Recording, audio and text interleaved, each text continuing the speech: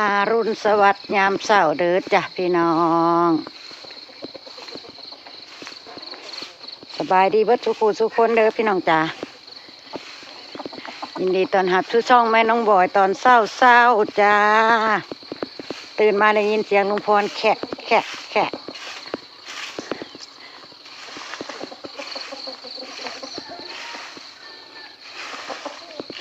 คือออกกำลังกายแต่เช้าแต่ลุงพร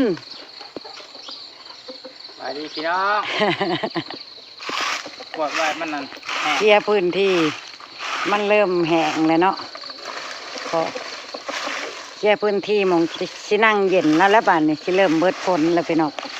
มองซุ่มไก่ตีแล้วโอ้ยกาโพดพี่น้องเอ้ยเดี๋ยวก็สิเอาแค่ไม้ไผ่มาไว้แถวนี่ล่ะไปไว้ทำคุณก่อนจะมาไว้เอาแค่ไม้ไผ่มาไว้แถวนี้มาไว้นั่งตึกป่าขึ้นมาย่างกินแก้มหนองเนาะพี่น้องเนาะใบค้ามกับชุ่มมันต่ำกับเอาออกเคยชุ่มมันบ่มีหมากนี่มันต่ำโพ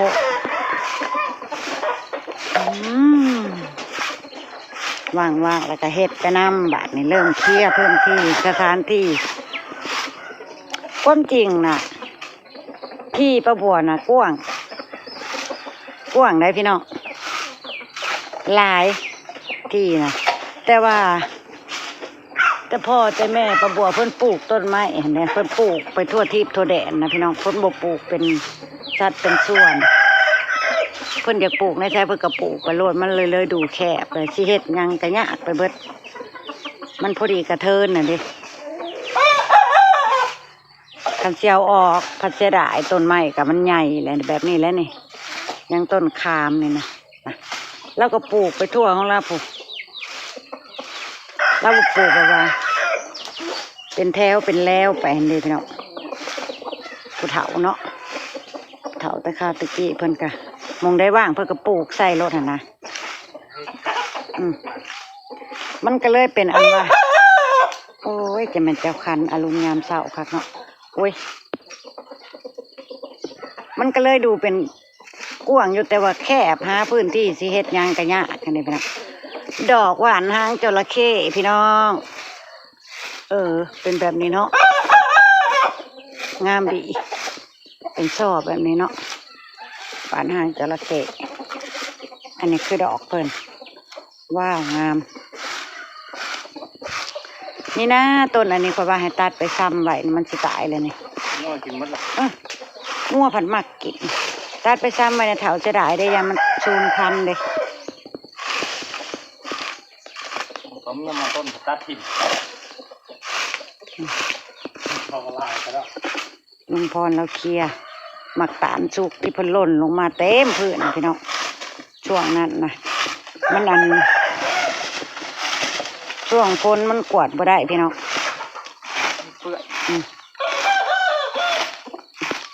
เบิดฝนกันเริ่มปฏิบัติหน้าที่ลุงพร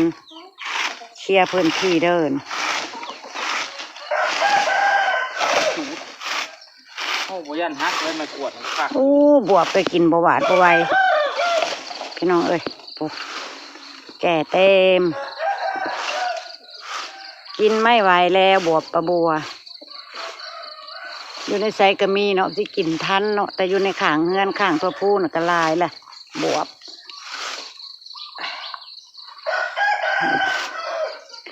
หาแค่ไม้ไผ่มาไว้แถวห่มม่วงนี่เนาะพี่น้องนี่แคมน้องนี่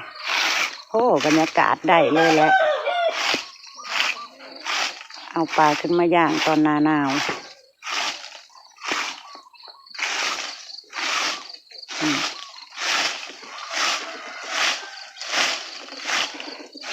ช่วงเช้าๆอากาศหนาวๆเย็นๆมันก็พอเห็ดเลยพี่น้องแตกแล้วพี่น้องเลยมันก็สิได้คลายหนาวไปพ่อมาแล้วเจ้าก็จูดมงนี่เลยตีโอ้เพื่อสิฮอดเพื่อสิกวดไปฮอดบอลจูด ต้นพะคาพะบัวก็จะเป็นอะไรสงสัยสิเบิดอายุเลยแหละไปตัดไปซ้ำไว้นี่เป็นอันบ่งามแล้วเพิ่นก็เลี้ยงคนทั้งหมู่บ้านเลยเด้อต้นพะขาต้นนี้พี่น้องต้นชะอมต้นนี้นะตะกี้ต้นใหญ่ใหญ่ไปเริ่มตายไปน้ำแล้วนี่คนทางหมู่บ้านพายากก็มาอ้าวแต่นี่เพิ่นเริ่มบ่ออกยอดแล้วสงสัยเพิ่นสิมีปัญหาทางหากเพิ่นแล้วล่ะนี่โคนเพิ่นเริ่มตายแล้ว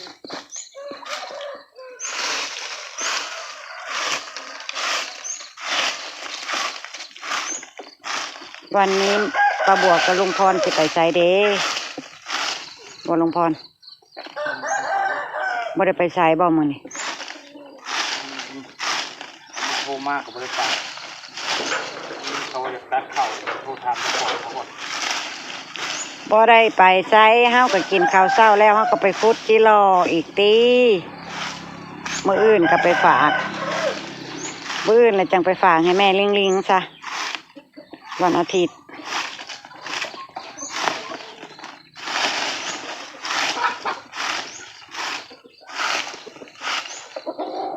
รอกินพอแห้งแล้วล่ะอยากเด้อยู่แต่ว่ามันก็บ่ทันได้ลายพอปานใดพี่น้องเพราะว่าป้าบวกกับลุงพรขุดมากก็กินไปนะ ขุดมากก็ทอดกินน้ำเก็บแบ่งไว้ให้เพิ่นน้ำแต่บ่ทันได้ลายลอยพอปานใดวันแน่บางที่มื้อนี้อาจสิไปใหม่กับลุงพรสะอ่อนน้องสาวเพิ่นไปหับซื้อมาเมื่อวานนี่โอ้ยหลายคักหลายแน่แต่ป้าบวกกับบ่ทันอยากซื้อเพิ่นดอก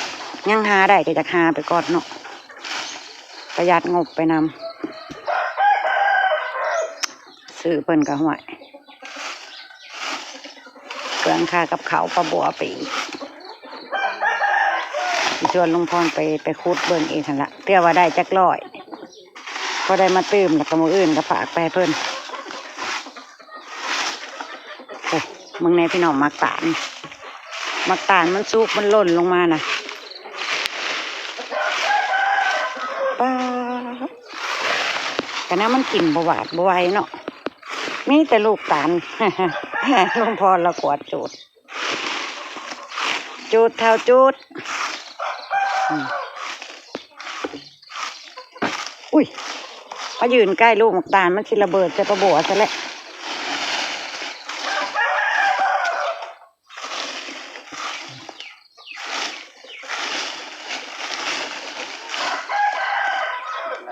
อุ้ยนานพี่น้องว่าลูกตาลมันห้อนมันเริ่มระเบิดแล้ว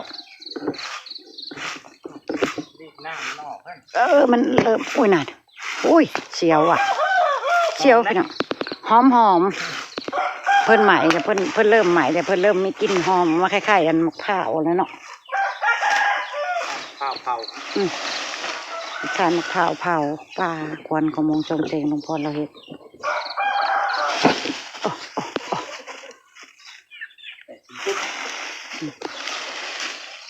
ขวดมีเก็บใส่กระสอบ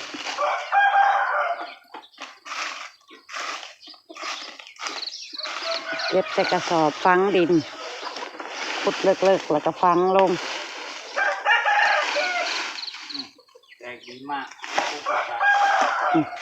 แล้วเพื่อกระไหมแล้วอุอยู่นี่คอยไหมอยู่นี่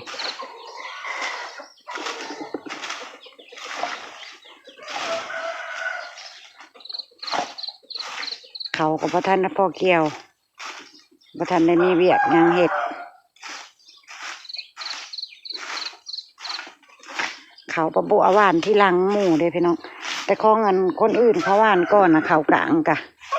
ก็เจ้าเริ่มเกี่ยวเลยได้แต่ของประบัวกับลุงพรยังประบัวไปเก็บผักกระแยงเมื่อวานนี่แหละจำนั่นแหละกำลังเริ่มเรืองจากหน่อยนึง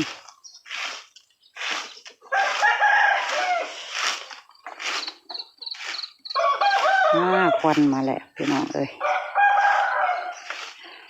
พาเบิงพาชมบรรยากาศตอนเช้าครอบครัวประบัวบรรยากาศดีมือนี่พี่น้องบ่ลมแต่ว่าอากาศเย็น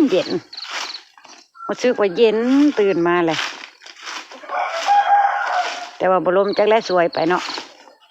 สวยไปอาจสิลมตอนเช้าๆนี่เงียบสงัดเลย แต่อากาศเย็นคักเฮ็ดคอนแล้วออกแบบนี้เฮ้ย เฮ็ดบุด โอ้ยโอ้ยโอ้ยอย่าอยู่ใกล้หลายเถาเอ้ยตึบอยู่นะ ไม่ยันปุ๊บอีก มันระเบิดใส่หันแล้วมันบ่ได้คุ้มค่าเด้อ ผมจะจับอีกเด้ โอ้ยบางยมก็ประจับหมากบอกประทันเป็นเนาะ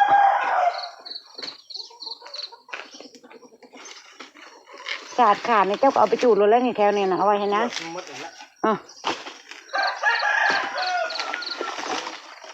เอาไปซุ่มไปลุ่มใส่มันละอุอยู่หันมาตานเพื่อสิเบิดเนาะโอ้ยเนี่ยมันเป็นดกพี่น้องเอ้ยหมักตานก็ได้ผัดกินบ่ทันจักไผสิกินลุงพรแล้วก็เอาลงมาให้ป้าบัวเฮ็ดหวานตอนนั้นก็แซงเดียวก็เฮ็ดบ่เบิดมันดกคักดกแน่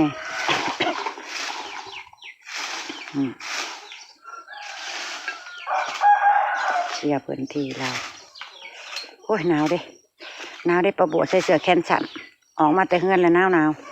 ไปจูดทิมรถเถาเอ้ยมันขาดเลยสาดนะที่จริงนะซื้อฮอดบ่ได้ใส่จักไปทางใดเบิดบ่เคยสาดก่อนนะปวกกินเบิดพี่น้องเอ้ยสาดพือสาดอันนี้นะสาดโกกสาดพือนี่นะแรกมันเป็นทะเลพวกกินมดขอบหัว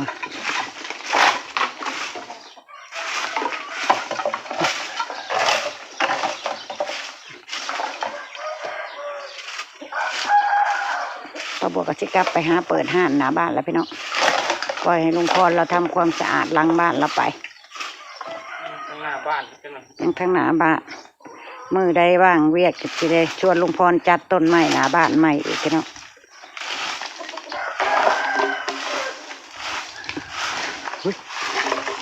อุ้ยเด่นหนาวเฮ้ยเท้าลุงพรเราบ่หนาวตีเราออกกำลังกายเนาะป้าบัวผู้ยืนเบิ้งนี่ตีมันหนาว มาเปลี่ยนกันเป็นมือกล้องบอกชิ้นอย่างนี้ยังอยากคลายหนาวก็โอ้บ่ได้ดอกให้ลุงพรเราเห็ดไปแต่พี่น้องปะกลับไปนาฮันกับป้าบัวแล้วพระจักรละจ้าพามาส่องบุงลุงพรได้ยินแต่เสียงเราแขกแต่ยังบ่ทันได้แจ้งผู้พี่น้องเลย ก็นึกว่าเราเห็ดอย่างอำลาพระจักรละจ้าพ่อป้าบัวและลุงพรในคลิปหน้าจ้าพี่น้องตามกันเบิ่งว่าสิพากันไปทางใดมื้อนี้ยังบอกว่าได้พังเบิ่งลูกชายก่อนว่าบ่ได้ออกงานบ่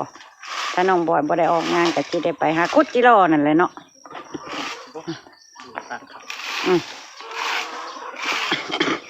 พบกันคลิปหน้าจ้ะพี่น้องหากินกระปุ่นหมดแล้วกระปุ่นกินบ่ได้บ่ไปได้มื้อนี้บุญกฐินบ้านเจซีจ้ะแต่ว่าคือสิบ่ได้ไปดอกพี่น้องเท่าเลยสิไปเลาะบุญกับบ่คือเลยพี่น้องเอ้ยคันบ่มีธุระไปดีมีเพิ่นเพิ่นเชิญคัดคืนบ่ได้กะไปเนาะแต่ว่าอยู่ดีๆก็สิไปโลดกับบ่คือล่ะเท่าเลยใส่บัตรชนลวดเพิ่นบ่ได้เชิญก็สิไปกับบ่เป็นแล้วเนาะสิใช้บัตรสวดลวดพังแม่ลุงพรละเว้าได้พี่น้องบัตรสวดลวดพี่น้องเคยฮู้จักบ่บัตรสวดลวดข้าวบัวมันขี้เกียจใหญ่ไปแล้วเนาะไปโลดว่าแต่นี่เสียงตู้ดโลดบ่ว้ายเช้าบ่ผู้ใดเชิญก็ว่าเฮ็ดจังได๋จ้ะงานเข้าไปโลดผู้ใดอันนี้ก็ว่าบ่เคยเห็นโอเคจ้าไปแล้วจ้าพี่น้องพบกันคลิปหน้าจ้าสบายดีเด้อจ้าเด้อสบายดีพี่น้องจ้า